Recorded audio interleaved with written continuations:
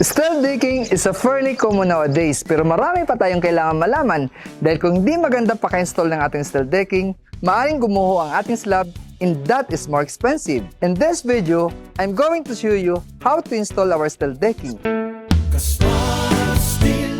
Step number 1. Ready our beams for actual measurement.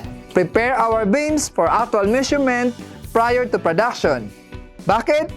Para maiwasan ang paglaglag ng ating steel decking at pangalawa, para mas less yung materyales na tapon. So that is less expensive. Please don't forget to like and subscribe.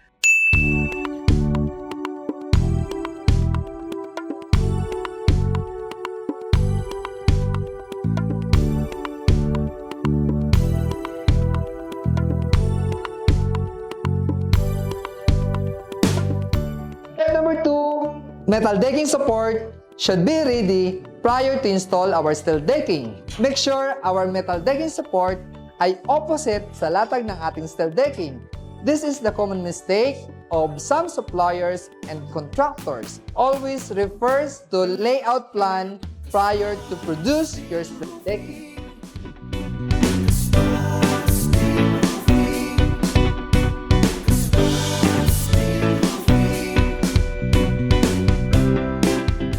Step number 3, install the first steel decking with 1 or 2 inches overhang at the beam.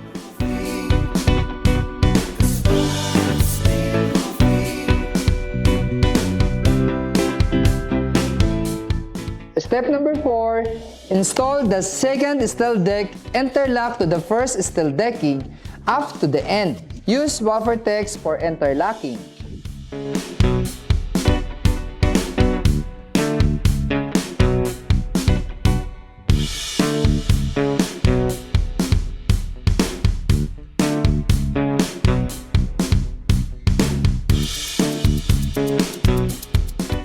Step number 5, kung formworks naman yung gamit natin, kailangan natin pakuan ang end-to-end ng ating steel decking. Ang purpose nito ay para hindi siya umangat during our pouring. Please visit www.casparroofing.ph or Caspar Steel Roofing Incorporated in our Facebook page.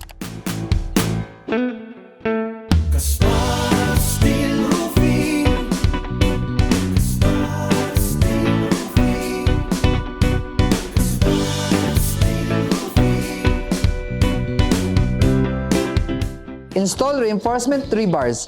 Refer to your structural engineers para sa design ng ating loads. Step number 7. Huwag nating kalimutan install ang ating electrical line at water line bago ito buhusan.